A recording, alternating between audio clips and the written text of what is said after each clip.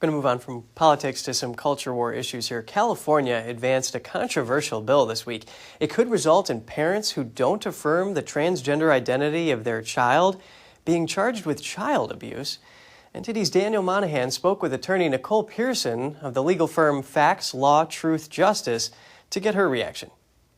Assembly Bill 957 by... The author of Assembly Bill 957 is Assemblywoman Lori Wilson, the parent of a child who identifies as transgender. Our children should be affirmed, and this is saying that you have to include gender affirmation as a part of that. Attorney Nicole Pearson discusses what the law would mean in practice. By defining health, safety, and welfare of the child as including affirming their self-selected gender identity, is that for the parent who chooses not to affirm the child's gender identity is then subject them or expose them to criminal investigations or investigations by Child Protective Services for jeopardizing or undermining that child's health, safety, and welfare. According to Pearson, AB 957 and other similar-minded bills are aimed at stripping away parental rights. They are attacking the nuclear family and our communities, which we all know that united we stand, divided we fall. It takes a village to raise children, and they are trying to prevent that from happening.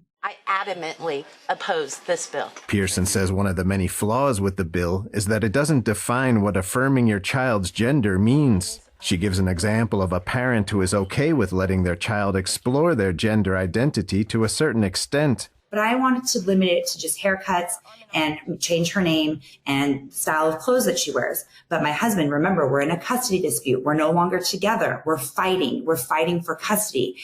He might say, well, I want her to get on puberty blockers and testosterone.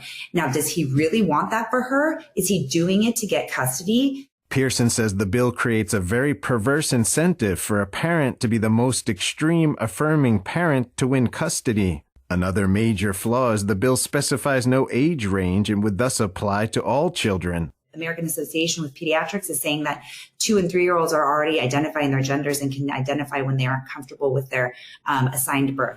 According to Pearson, bills like these are part of a more sinister agenda. The trans agenda, the LGBTQ movement, all of that is the Trojan horse that they are using to usher in laws that will, again, just undermine parental rights, the right to privacy, the right to bodily autonomy, which applies to every single person, regardless of age, race, gender, sexual orientation. These bills are bad not because of what it does to children who want to transition. These bills are bad because they are stripping away our fundamental rights as human beings and as citizens of the United States of America.